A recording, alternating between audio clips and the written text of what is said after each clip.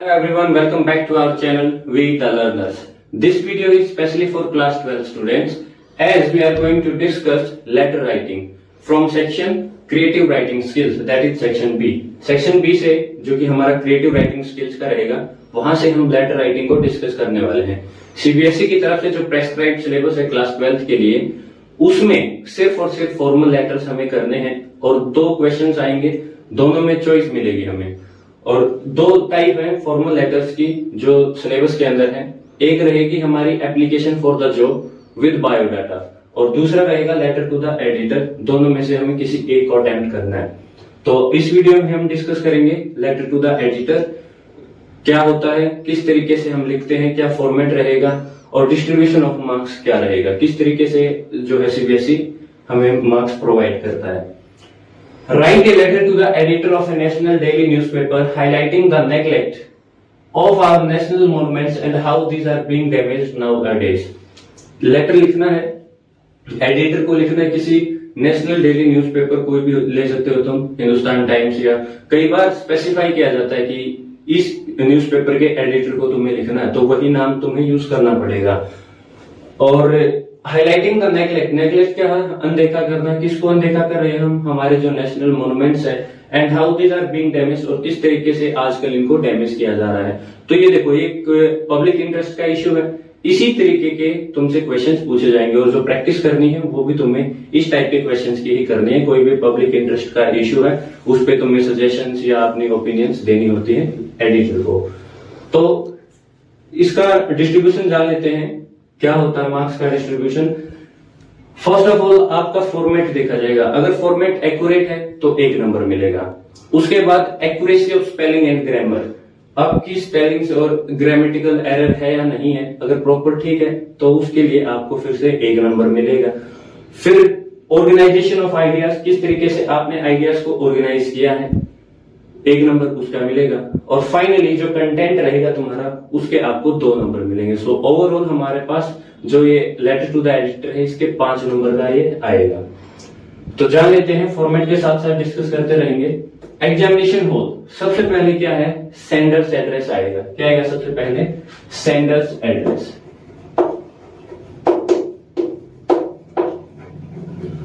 अब sender's address लिखते वक्त हमें किस चीज का ध्यान रखना है कि अगर स्पेसिफाई किया गया है कि तुम ये हो और ये तुम्हारा एड्रेस है तो तुम्हें वही लिखना है. अदरवाइज एग्जामिनेशन हॉल लिख सकते हो और फिर भी अगर कोई और तुम्हें अपना पर्सनल लिखना है तो वो लिख सकते हो.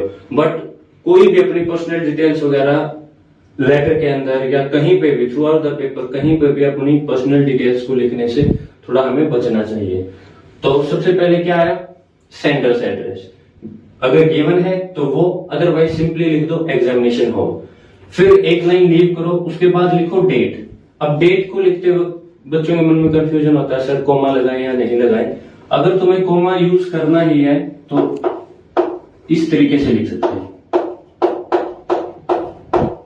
इस तरीके से अगर डेट को लिखते हो तो कोमा यूज करते हैं, अदरवाइज अवॉइड यूजिंग दैट. फिर से 1 लाइन लीव करो, सेंडर्स एड्रेस, डेट, फिर एक लाइन यहां लीव की हमने, एक यहां की. फिर आता है हमारा रिसीवर्स एड्रेस कि जिसके पास हम भेज रहे हैं. अब किसको भेज रहे हैं, एडिटर को, द एडिटर. फिर द टाइम्स ऑफ इंडिया, ये अगर न्यूज़पेपर का नाम गिवन है तो वही यूज करना है, अदरवाइज अपनी तरफ से कोई भी यूज कर सकते हो, the Hindustan Times, the Times of India, whatever you want to use it. ये हो गया हमारा रिसीवर्स एड्रेस.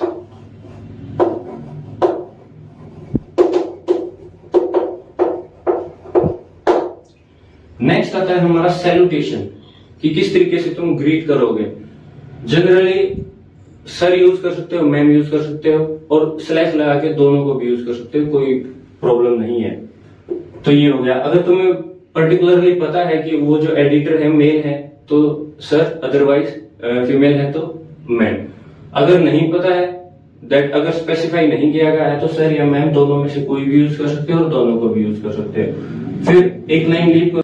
सब्जेक्ट, सब्जेक्ट में जो भी तुम्हें दिया गया है जितना कंसाइज तरीके से लिख सकते हो, जितना ब्रीफ में लिख सकते हो, उतना करके हमें सब्जेक्ट लिखना चाहिए. अब सब्जेक्ट क्या है, यहाँ उनको नेग्लेक्ट किया जा रहा है, उन पे डैमेज हो रही है, तो क्या लिख सकते हैं हम, regarding the damage being caused to our national monuments in the present day, कि आजकल जो हो रही है उनको डैमेज की जा रही है, उसके रिगार्डिंग में हम ये लेटर लिख रहे हैं। अब जरूरी नहीं है कि जो मैंने सब्जेक्ट लिखा वही तुम लिखो, और भी बहुत सारे सब्जेक्ट लिख सकते हो। किस तरीके से डायरेक्टली लिख सकते हो regarding the neglect of our national monuments, कि उसके रिगार्डिंग हम लिख रहे हैं।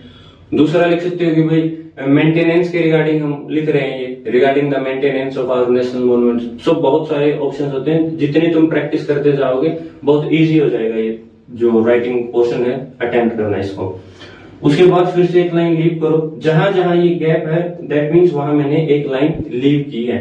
जैसे सेंडर्स एड्रेस, उसके बाद फिर एक लाइन स्किप करो, फिर डेट, फिर एक लाइन स्किप करो, फिर प्रॉपर पूरा रिसीवर एड्रेस, फिर एक लाइन लीव करो, फिर सैल्यूटेशन, फिर एक लाइन लीव करो, फिर सब्जेक्ट लिखो, फिर एक लाइन लीव करो। अब आता है हमारा बॉडी ऑफ द लेटर, और बॉडी के अंदर क्या रहेगा मीन्स कंटेंट। जो फर्स्ट पैराग्राफ होता है इसको 3 पैराग्राफ में डिवाइड कर दो, बहुत इजी हो जाएगा। फर्स्ट पैराग्राफ क्या रहेगा, इंट्रोडक्टरी पैराग्राफ, कि उसमें तुम इंट्रोड्यूस करोगे, किसको इंट्रोड्यूस करोगे, अपने आप को, अपने टॉपिक को, और किसको संबोधित करते हुए, एडिटर को, कि भाई through the columns of your highly esteemed newspaper I wish to draw the attention of the concerned authorities towards the problem of neglected and damaged condition of our national monuments। ये line तो बिल्कुल रट लो, जो first वाली है कि through the columns of your highly esteemed newspaper. हर लेटर टू द एडिटर में हर कोई भी आ जाए, हर किसी में यही लाइन लिखनी होती है स्टार्टिंग में, कि through the columns of your highly esteemed newspaper. उसके बाद I wish to draw the attention of the concerned authorities towards the problem of neglected and damaged condition of our national monuments. मतलब क्या है कि आपका जो भी इतना हाईली एस्टीम्ड का मतलब है रिस्पेक्टेड, इतना रिस्पेक्टेड सा आपका जो न्यूज़पेपर है उसकी कॉलम्स के जरिए मैं क्या करना चाहता हूँ, I wish to draw the attention, मैं ध्यान खींचना चाहता हूँ किसका, ऑफ द कंसर्न अथॉरिटीज, कि भाई इनको संभालने के लिए जो भी कंसर्न अथॉरिटीज है उनका ध्यान खींचना चाहता हूँ। कहाँ, टुवर्ड्स द प्रॉब्लम ऑफ, ये जो प्रॉब्लम है किस चीज की प्रॉब्लम है, कि उनको नेग्लेक्ट किया जाता है और वहां उनको डैमेज की जा रही है हमारे नेशनल मॉन्यूमेंट्स को, कि वहां पे कंसर्न अथॉरिटीज का ध्यान केंद्रित करना चाहता हूं ये जो प्रॉब्लम है आपके न्यूज़पेपर के जरिए। और आपका न्यूज़पेपर क्या है, बड़ा ही एस्टीम्ड है, रिस्पेक्टफुल है, तो ये थोड़ा सा बड़ा चढ़ा के बात रखने का तरीका होता है। ये हो गया हमारा यहाँ। उसके बाद directly come to the main content, आपको जो जो बताना है। देयर इज नो डाउट, और ये लिखने का भी तरीका होता है कि डायरेक्ट आप ये नहीं बोलोगे कि वहां ऐसा हो रहा है, ये हो रहा है, कि थोड़ा सा बात को संभाल के हमने किस तरीके से लिखा, there is no doubt that the government is working hard to improve tourism through various schemes and awareness programmes. कि भाई हालांकि गवर्नमेंट, इस बात में कोई शक नहीं है कि गवर्नमेंट हार्ड वर्क कर रही है टू इम्प्रूव टूरिज्म को बढ़ावा देने के लिए वेरियस स्कीम्स और अवेयरनेस प्रोग्राम्स के जरिए टूरिज्म को बढ़ावा देने के लिए गवर्नमेंट बहुत अच्छा काम कर रही है। लेकिन अब देखो, हमने तारीफ करने के बाद फिर धीरे धीरे हम अपने पॉइंट पे आएंगे। But looking at the condition of some of our national monuments, कि लेकिन कुछ एक मॉन्यूमेंट्स हैं जो हमारे, उनकी कंडीशन को देखने के बाद हमें क्या लगता है। अब मॉन्यूमेंट्स का नाम बता दिया हमने, जैसे रेड फोर्ट, इंडिया गेट। अब ये प्रॉपर नाम है तो यहाँ क्या आएगा, the Red Fort, the India Gate. और जो प्रॉपर नाम होते हैं उनसे पहले, अब बच्चे कंफ्यूज हो जाएंगे, सर प्रॉपर नाम से पहले, जैसे नाम है, नाम से पहले तो कोई आर्टिकल आता ही नहीं। लेकिन जो वन एंड ओनली वन है, जो प्रॉपर नाम्स, उनके लिए हम क्या यूज करते हैं, जो हमारे मॉन्यूमेंट्स हैं सिर्फ वन एंड ओनली वन है, या जो हमारी रिवर्स है, माउंटेन्स है, सिर्फ वन एंड ओनली वन है, उनका एक पर्टिकुलर नाम होता है, तो उनसे पहले जो है ना द आर्टिकल यूज किया जाता है, definite article the. So the Red Fort, the India Gate, तो it can be seen that, अब हमने क्या बताया कि लेकिन जब हम इनकी कंडीशन देख रहे हैं कुछ एक नेशनल मॉन्यूमेंट्स की, जैसे कि रेड फोर्ट है, इंडिया गेट है, तो it can be seen that, यह देखा जा सकता है कि the local municipalities don't seem to be concern about their maintenance, कि वहां की जो लोकल म्युनिसिपैलिटीज हैं वो इतनी हमें नजर नहीं आ रही है कि वो कंसर्न है इनकी मेंटेनेंस को लेके। मीन्स हमने एक इस तरीके से ग्राफ को उठाना है कि पहले थोड़ा सा अच्छा है, फिर डायरेक्ट हम अपनी मेन बात रखेंगे। मैनी टूरिस्ट गो देयर, अब प्रॉब्लम्स क्या क्या है कि बहुत सारे टूरिस्ट वहां जाते हैं and leave wrappers of can food around these monuments, और इन मोन्यूमेंट्स के आसपास वहां जो भी वो पैक्ड फूड लेके जाते हैं उनके रैपर्स को वहीं फेंक देते हैं। नॉट ओनली दिस, इतना ही नहीं, सम पीपल ऑल्सो स्पिट पान on the walls of the Red fort, कि कुछ एक लोग तो पान को भी थूकते हैं रेड फोर्ट है जो हमारा लाल किले की दीवारों पे भी। अब ये मैंने जानबूझ के इसको इसमें सिंगल इन्वर्टेड कॉमा में लिखा है पान। अब कई बार वर्ड ऐसे हो जाते हैं जिनका हमें इंग्लिश में मीनिंग नहीं पता होता, तो तुम उनको इस तरीके से वहां लिख सकते हो कि भाई पान का मेरे को एग्जैक्ट नहीं मिल रहा तो पान लिखो और थोड़ा सा सिंगल इन्वर्टेड कॉमा में उसको स्पेसिफाई कर दो। अदरवाइज पान के लिए जो वर्ड है वो क्या रहेगा, बीटल, क्या बोलते हैं, BETL, betel. Spit betel on the walls of the Red Fort along with this, और इसके साथ साथ some mischievous people, बहुत शरारती लोग भी हैं कुछ एक, can also be seen, उनको देखा जा सकता है harming them, कि इन हमारे जो नेशनल मॉन्यूमेंट्स है इनको नुकसान पहुंचाते हुए उनको देखा जा सकता है। बट स्टिल, और ये सब होने के बावजूद भी no strict action is taken against such irresponsible people, और इतने इररिस्पॉन्सिबल पीपल के खिलाफ कोई भी एक्शन नहीं लिया जाता है ये सब होने के बावजूद भी। सो it is my humble request. अब ये जो लास्ट में पैराग्राफ होता है ना, इसमें तुम कंक्लूड करते हो और फिर फाइनली अपनी होप बताते हो कि हाँ मैं ये उम्मीद करता हूँ कि ये जो काम है टाइम पे हो जाएगा, एक्शन लिया जाएगा। So it is my humble request, मेरी हम्बल रिक्वेस्ट है किससे है, कंसर्न अथॉरिटीज से, to pay attention to the maintenance of our national monuments. जो हमारे नेशनल मॉन्यूमेंट्स है वहां थोड़े उनकी मेंटेनेंस पे ध्यान दिया जाए, so that we can proudly appreciate the heritage of incredible India, ताकि हम अपना जो इनक्रेडिबल इंडिया आजकल काफी फेमस प्रोग्राम चल रहा है ये, ताकि हम अच्छे से प्राउड से एक गर्व के साथ उसकी तारीफ कर सके। हमारी जो इनक्रेडिबल इंडिया के अंदर जो भी धरोहर आती है, हेरिटेज आती है, उसकी हम अच्छे से तारीफ कर सके। I hope that immediate and effective steps will be taken to solve the problem. Last में हमने क्या किया, अपनी उम्मीद दिखाई है कि I hope that immediate and effective steps, बहुत जल्द से जल्द और इफेक्टिव स्टेप्स लिए जाएंगे टू सॉल्व द प्रॉब्लम, इस प्रॉब्लम को सोल्व करने के लिए। तो ये देखो डिस्ट्रीब्यूट कैसे किया हमने, स्टार्टिंग में इंट्रोडक्टरी पैराग्राफ इंट्रोड्यूस किया हमने, उसके बाद फिर हमारा मेन कंटेंट में हमने ग्राफ को ऐसे उठाया, फिर धीरे धीरे नीचे ले गए, लास्ट में क्या है हमने कंक्लूड करके हमारी उम्मीद बता दी।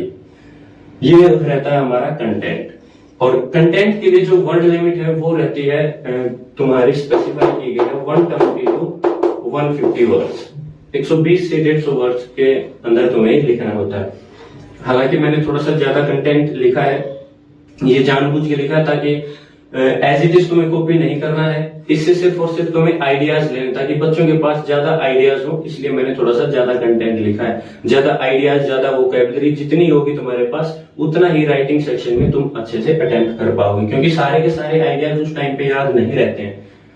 सो फाइनली फिर एक लाइन स्किप करो, उसके बाद योर्स फेथफुली या योर्स ट्रूली, फॉर्मल लेटर में मेनली इन्हीं का यूज करें, ये अफेक्शनेटली, लविंग वगैरह ये कुछ यूज नहीं करना है। क्या यूज करना है, योर्स फेथफुली, या यूज कर सकते हैं योर्स ट्रूली। उसके बाद फिर से एक लाइन स्किप करो और फिर तुम्हारा नाम या डेजिग्नेशन, सिंपली नाम भी लिख देते हो तो कोई भी प्रॉब्लम नहीं है।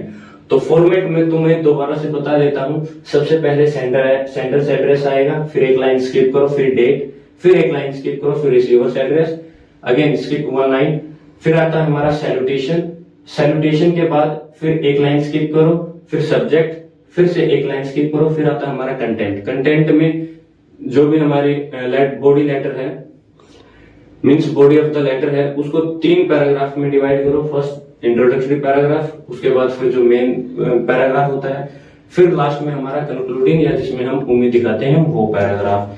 फाइनली योर्स फेथफुली या योर्स ट्रूली, इसको बोलते हैं हम अपना complimentary close. Complimentary close means close मतलब बंद कर रहे हैं लेटर को हम अपना एक कॉम्प्लीमेंट के साथ, तो कॉम्प्लीमेंट्री क्लोज। और फाइनली हमारा नेम और जो भी हमारी पोस्ट है, अगर अच्छी सी पोस्ट पे हो तो पोस्ट मेंशन कर सकते हो, अदरवाइज सिंपली नाम भी लिखते हो तो कोई प्रॉब्लम नहीं है। तो ओवरऑल इसको मतलब जरूरी नहीं है कि जो मैंने ये करा है कि एग्जाम में यही आएगा, नहीं। बहुत रेयर चांस होता है कि क्लास में जो टॉपिक्स कराए जाए या जो जिन टॉपिक्स की प्रैक्टिस कराई जाए पेपर में वही आए। ऐसा बहुत रेयर चांस होता है कि ऐसा आ जाए। अदरवाइज क्लास में ये कराने का मतलब यही होता है कि बच्चे के माइंड में जो है ना आइडियाज ज्यादा रहे, उसके पास वोकैबुलरी हो, उसको फॉर्मेट का पता हो, डिस्ट्रीब्यूशन ऑफ मार्क्स का पता हो कि किस तरीके से अटेम्प्ट करना है, किस तरीके से मार्क्स डिस्ट्रीब्यूट होंगे, वो सारी चीजें और प्रैक्टिस करोगे तो definitely you will achieve good score in your. If you have any kind of doubt, do let me know in the section comment section below. Thank you very much, keep loving.